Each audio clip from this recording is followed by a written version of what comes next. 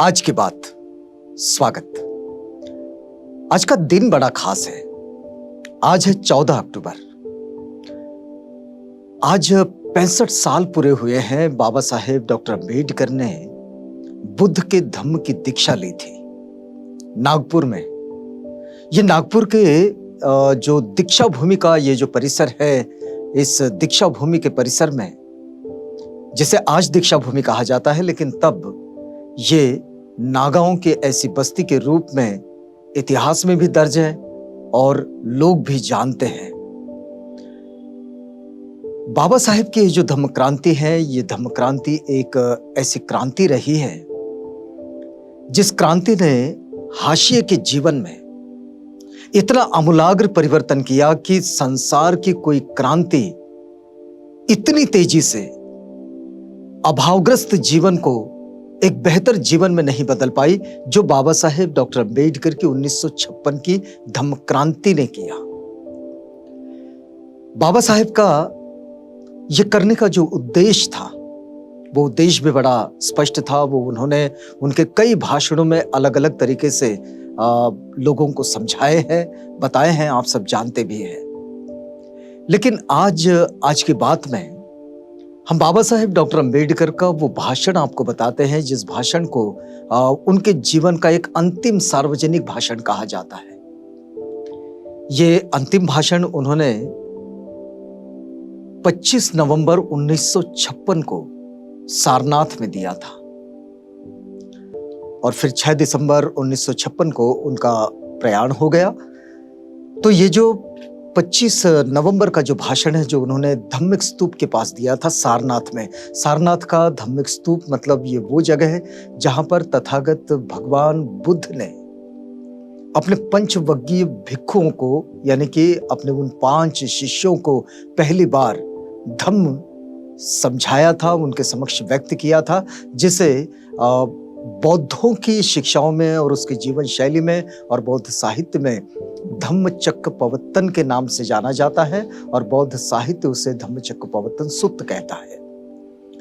तो धम्मिक स्तूप के पास छाई में एक छोटी सी सभा का आयोजन किया गया था और यह सभा महाबोधि सोसाइटी ने आयोजित की थी। मूलगंध कुटी बुद्ध विहार का ये परिसर है, जो एक बड़ा परिसर है। आप कभी सारनाथ जाए तो आपको मूलगंध कुटी बुद्ध विहार भी समझेगा और धम्मिक स्तूप भी।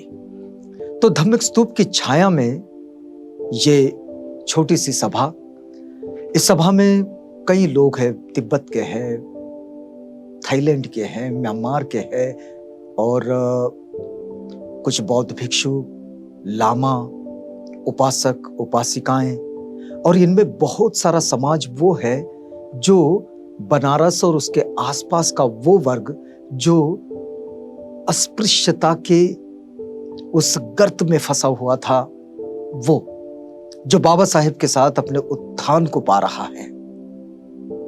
और उस आशा में कि बाबा साहेब आज क्या कहने वाले हैं, इस आशा में वो भी सारनाथ में है, धम्मिक स्तूप के पास। भंते धम्मरक्षित खड़े होते हैं। धम्मरक्षित कहते हैं, जब बाबा साहेब को भाषण के लिए बुलाया जाना है तो धम्मरक्षित कहते हैं कि आज हमारे बीच एक ऐसी शख्सियत है, एक ऐसा व्यक्तित्व है जिस व्यक्तित्व ने नागपुर में धम्म चक्र को गतिमान किया। जो धम्म चक्र यहां इसी जगह पर तथागत भगवान गौतम बुद्ध ने अपने पंचवग्गीय भिक्षुओं के समक्ष व्यक्त किया, और वो जो धम्मचक्कपवत्तन हुआ, उसी धम्मचक्र को गतिमान नागपुर से जिस शख्स ने किया, जिस व्यक्तित्व ने किया, वे आज हमारे बीच उपस्थित है। और उससे पहले वो एक बात और कहते हैं। वे कहते हैं कि पूरी दुनिया के बौद्धों में एक समझ है, और ये समझ ये है कि तथागत बुद्ध के महापरिनिर्वाण के 2500 साल बाद पुनः इस भारत में बुद्ध के धम्म के चक्र को पुनर्स्थापित किया जाएगा। और ये जो 2500 साल का वक्त 13 अक्टूबर 1956 को पूरा हुआ, उसके बाद 14 अक्टूबर को ये प्रक्रिया शुरू होती है। और इस मायने से आज के जो हमारे अतिथि है, यानी कि वे बात कर रहे थे बाबा साहेब डॉक्टर अम्बेडकर के विषय में, तो आज के हमारे ये जो अतिथि है इस मायने में वे खास है। और इस वक्त सारनाथ में धम्मिक स्तूप के पास लगभग वहां की 18 संस्थाओं ने, ये आयोजन तो महाबोधि सोसाइटी का था, लेकिन लगभग 18 संस्थाओं ने बाबा साहेब का स्वागत किया। अब ये सारे बौद्ध जगत के लोग थे, वहां की संस्थाएं और बाबा साहेब का स्वागत, इन सब के साथ बाबा साहेब बड़े भावुक होते हैं। और भावुक होने के बाद बाबा साहेब का भाषण शुरू होता है। उस भाषण के कुछ अंश आज आपको बताएंगे। बाबा साहेब अपने भाषण के लिए खड़े होते हैं और बाबा साहेब कहते हैं कि हमारा देश, जिसमें बहुत सारे लोग ये अस्पृश्य माने जाते हैं, और उन्हीं में से अधिकतर लोग आज इस समय इस सभा में उपस्थित हैं। ये जो अस्पृश्यता है, इसका जो इतिहास है, ये लगभग 1500 साल का इतिहास है। लेकिन ये बुद्ध काल में अस्पृश्यता, छुआछूत ऐसा कुछ नहीं था। फिर वे आगे कहते हैं कि ये जो अस्पृश्यता है, इस अस्पृश्यता से हमारा जो जीवन है वो नारकीय हुआ है। लेकिन ये हमारा कलंक नहीं है। अस्पृश्यता ये उस उच्च हिंदू समुदाय का कलंक है, जिसने अभी तक अपने इस कलंक को अपने हृदय से बाहर निकालने का प्रयास भी नहीं किया और ना ही ऐसी कोई इच्छा जताई। बाबा साहब इसी भाषण में आगे बढ़ते हैं। देखिए, ये बड़ा महत्वपूर्ण भाषण है। 14 अक्टूबर 1956 की धम्म क्रांति के बाद 25 नवंबर को 1956 में बाबा साहब क्या कह रहे हैं। दीक्षा का समारोह हो चुका है और 25 नवंबर को वे कहते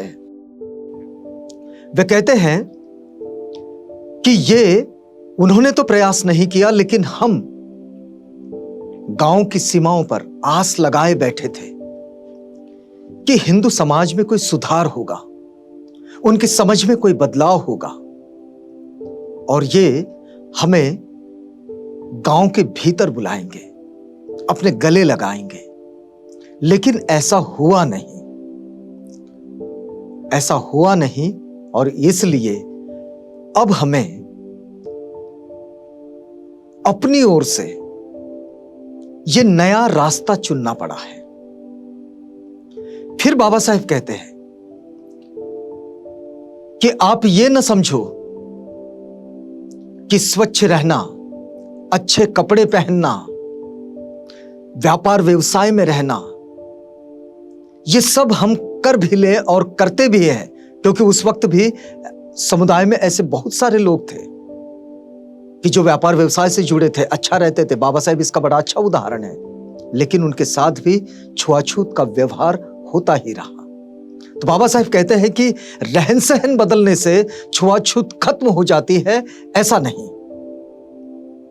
और फिर वे आगे बढ़कर कहते हैं कि आज भी हम अन्याय और अत्याचार का शिकार होते रहे हैं और हो रहे हैं, और ये उच्च वर्णीय हिंदू समुदाय के द्वारा होता है। और ये जो हम अन्याय और अत्याचार को सहते हैं, अन्याय और अत्याचार होता है, इसकी हमारी ये जो अन्याय और अत्याचार की जो पीड़ा है, इस पीड़ा के प्रति सहानुभूति व्यक्त करने वाला कोई भी नहीं है जो हमें वहां से दिखता हो जो ये पीड़ाएं दे रहे हैं। तो ऐसी स्थिति में बौद्ध समुदाय का हिस्सा बनना उन सब के लिए बेहद जरूरी है जो लोग हाशिए पर पड़े हैं, अनटचेबल्स हैं, अस्पृश्य है, अछूत है, उन सब लोगों के लिए ये बड़ा जरूरी है, और उन लोगों के लिए भी जो अपनी मानसिक गुलामी से बाहर निकलना चाहते हैं, उन लोगों के लिए भी ये बहुत जरूरी है। बाबा साहेब कहते हैं कि तथागत बुद्ध का धम्म ही एकमात्र ऐसा धम्म है विश्व का जिसका आधार समानता है, जिसमें विषमता के लिए कोई स्थान नहीं। और ये जो समानता का आधार है, उस समानता आधारित धम्म का निर्माण ही तथागत बुद्ध ने मात्र इसलिए किया है कि वे एक एक मनुष्य को दुखों से मुक्त करना चाहते हैं। तो दुख मुक्ति के आधार पर ये धम्म की रचना की गई है।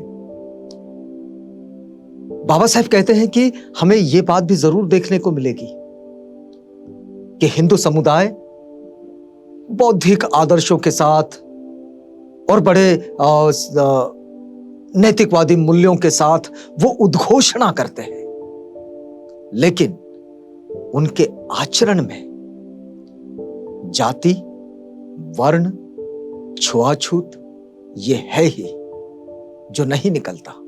और इसको निकालने के लिए एकमात्र रास्ता है, वो रास्ता है कि बुद्ध धम्म की ओर जाना होगा। बाबा साहेब 25 नवंबर 1956 को यह बात कह रहे हैं सारनाथ में, और फिर वे आगे बढ़ते हैं और फिर कहते हैं कि हम अपने जीवन को अगर बेहतर बनाना चाहते हैं तो फिर जहां अन्याय और अत्याचार और पीड़ाओं पर कोई सहानुभूति भी नहीं है और इनको खत्म करने के लिए, इनको मिटाने के लिए कोई इच्छा शक्ति भी नहीं है, तो ऐसी स्थिति में जब हम 2500 साल पहले तथागत बुद्ध ने जिस समता आधारित धम्म की रचना की, उस बौद्ध धम्म का आधार बन जाते हैं, वो हमारी आचरण शैली का हिस्सा बन जाते हैं, तो संसार में जहां जहां भी बौद्ध समुदाय के लोग हैं, तो ये विश्व बौद्ध समुदाय